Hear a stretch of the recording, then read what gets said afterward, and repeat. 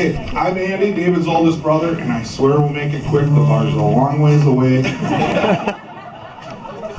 But You might be lying. we're all confused. We thought for sure David was one of a kind.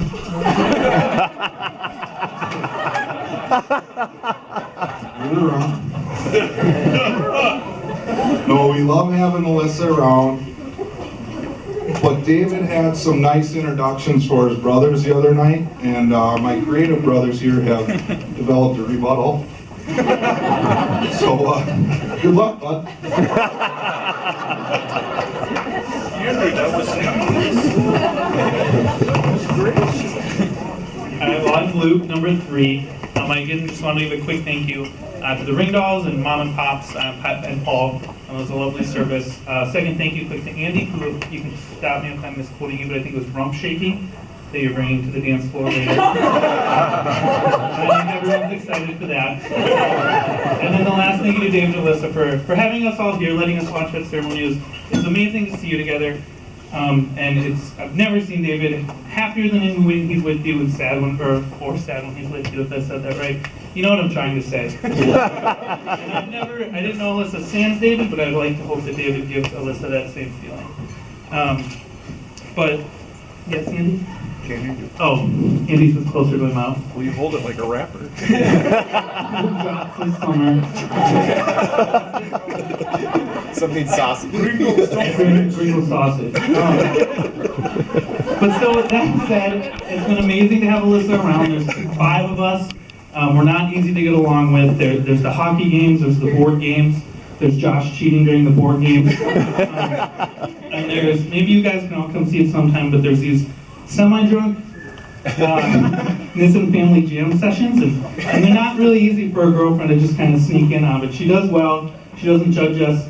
And I'm very excited to see the ukulele progress so that we can see that at the next one. But so since we do like her, we wanted to give her a heads up.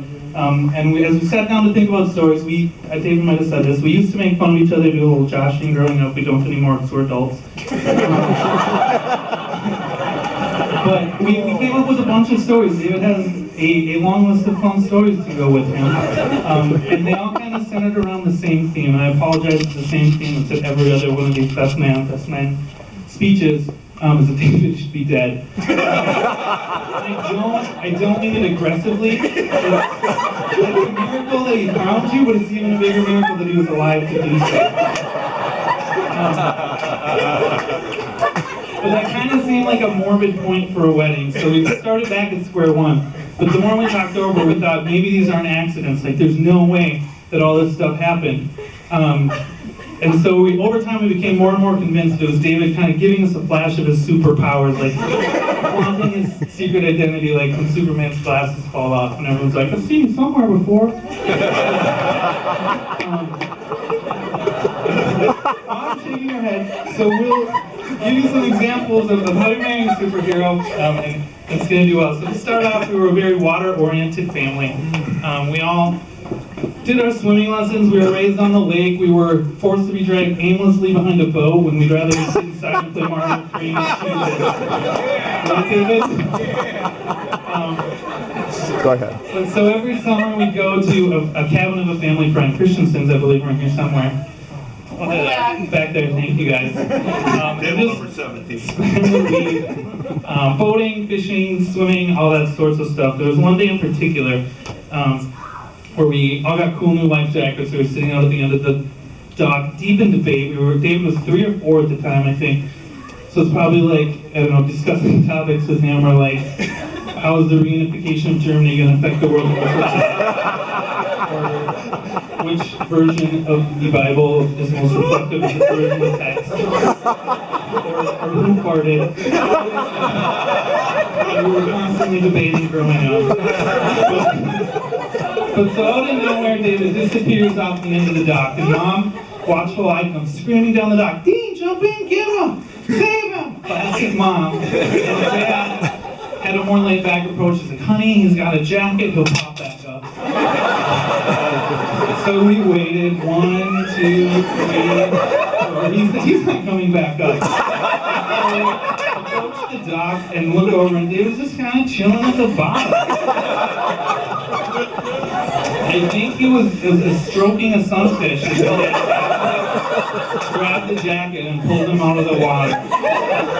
He wasn't even crying. He was upset. I think it's more that we took him out and that he fell in. And so anyone watching, including child services dad, it might look like David almost drowned that day, but we kind of think that was our first flash of what we were going to see in the future. That said, it doesn't. Every superpower has its kryptonite, and it seemed that David formed some kind of like Aquaman-esque bond with the fish people. And ever since that day, has blocked every attempt we've ever made to go to Red Lobster.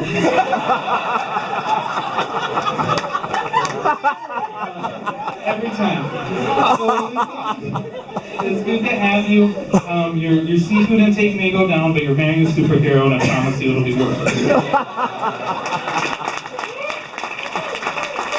Awesome. That was awesome, Luke. Mark's gonna go. I'm And Mark. so, yeah. Anyways, since my dad will stop making fun of me. Alright, I'm Mark. I'm number 5 in the family, number 1 in your hearts. So, I was kind of thinking, so we were talking, David has superpowers. So I kind of started thinking, I'm like, he has to have like a villain he has to fight or something, right?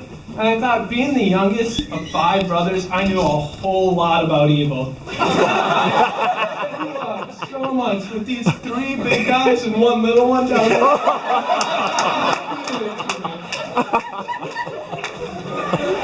So I thought that this should be the one I cover. Anyways, thinking about things that, I don't know, David's been fighting throughout his life, one thing came to mind, and that was furniture. Furniture, supposed to be comfortable to most people, but David and Nick have just not had the best luck. I just have 2 quick stories that demonstrate this. So, the first one, when we were young, we were in our cousin's basement, the Conways, and we decided to play a nice little game of hide and seek. And so how this worked was we would go and hide. I would always go in the treasure chest, and then everyone would sit on it. And we would turn the lights off. So after they got off the treasure chest, they would all go hide too. And so this particular round, David had to come down and look for us. So we were all in our hiding places, and something strange happened. When he got to the bottom, there was magically a cardboard box there. So we didn't put it there. But so David trips over cardboard box, down he goes to the ground, 1-0 furniture. Except, in all honesty, the cardboard box didn't fare too well. So he gets back up, determined to find us. He's like, all right, feed that cardboard box. On to the next. So he's walking around, and suddenly the lamp is in a different place too. David bumps into the lamp and is stumbling around, 2-0 furniture. And so he's kind of getting a little agitated, but he keeps looking. And he's walking around, and the couch has moved too. And it's the weirdest thing, but he trips right over it. 3-0 furniture, David's been defeated, sprints upstairs. I think he still thinks to this day that it was me, my brothers, and my cousins who moved it. But I don't know. I think it was just furniture. So, I've got one more. So, what? Just read it. So this one starts off as most stories do. Me running around the house screaming for my life. Normally it's mother, this time I was screaming for grandpa. Didn't work that well. But so I'm a little quicker than David, so decided to find a hiding spot. Quickly ducked behind a couch. I thought it was genius. It was not. David sees it, decides to pull a tricky move and jump right on the couch. But at that time, the couch jumped back. Maybe not jumped, more so stabbed back. Sadly, one of the hooks kind of caught David. So 4-0 furniture. How many stitches did So, you get? and then did one with a fun trip to the hospital. But, anyways, since Alyssa has come along, David has had no more furniture running.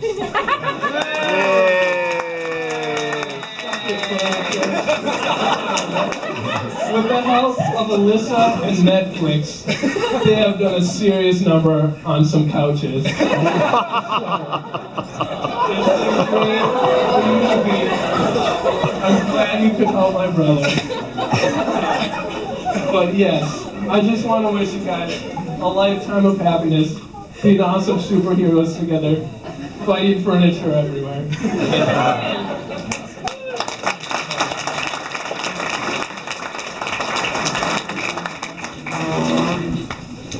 Okay, all right.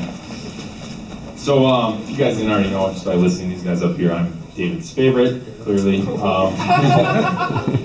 So, I wanted to get up here today and actually say something nice about David. In fact, I wanted to talk about David's super big heart, tell you all how great he was and everything, but apparently Dad took that, so I'm sorry, David, you can blame the rest of this on him. Instead, I think I'm gonna have to tell him about your biggest superhero power ever. So I want you to be honest with everyone in here. You're invincible, aren't you? Slightly. Slightly. I'm glad you could say that because there's a couple moments in your life where I was sure that you could be killed, as Luke said earlier. One of them being when you decided you were looking at a pillow or the fireplace, and instead of smashing your head into the pillow, you chose the fireplace. The second being when you chugged a candle full of kerosene and kept right on ticking. More power to you. But the best feat of all happened one day. It's my favorite story to tell about David. And it was the day that he decided to T-bone a car on the highway. On a bike. Oh, I'll get to that part, don't worry. So I was just chilling in the basement, laying around on the couch that apparently had this vendetta for David. And my older brother Andy yelled down, "Hey Josh, Dave's been in a bike accident." So at that time I didn't know that he couldn't be killed, so as you can imagine I was a little concerned. And I'm like, "Well, is he okay?" And in Andy's clearly concerned voice, he's like, "Yeah." So now that I was reassured of his safety, I just went back to laying around on the couch, didn't think anything of it. A couple minutes later, the doorbell rang, and I didn't hear anyone upstairs walking around to go get it, so I thought, I better go up there. And standing at the door was a sheriff. And the sheriff's like, "Well, is the bike here?" "What do you mean the bike?" He goes, "The bike in the accident." I'm like, "The accident?" He goes, "Yeah, the bike that hit the car on the highway was going 55 miles an hour." So long story short, I ended up getting my first free ride in the back of a police car to the hospital. Thanks, Dave. And when I got there, I walked in and I walked in the emergency room and I kind of walked around the curtain and I saw David facing the other way and I could see little bandages on his shoulder and I thought, oh my gosh, I can't believe what happened to his face, which is the horribly disfigured thing you see in front of you. I'm just kidding, dude.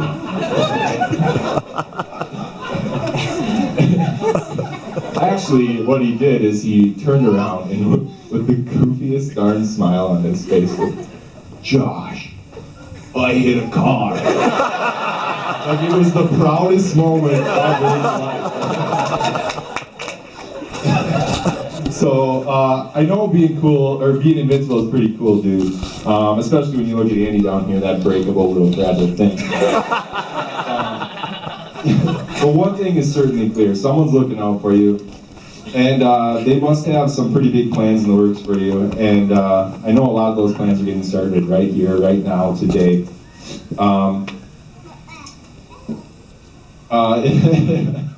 You see, we all really like Alyssa, and we're glad you could bring her into the family, and we think you guys are a perfect fit because it turns out that she has some superpowers as well. Ooh. And the most potent one, I would say, is her immunity to the annoying brothers that David has to put up with.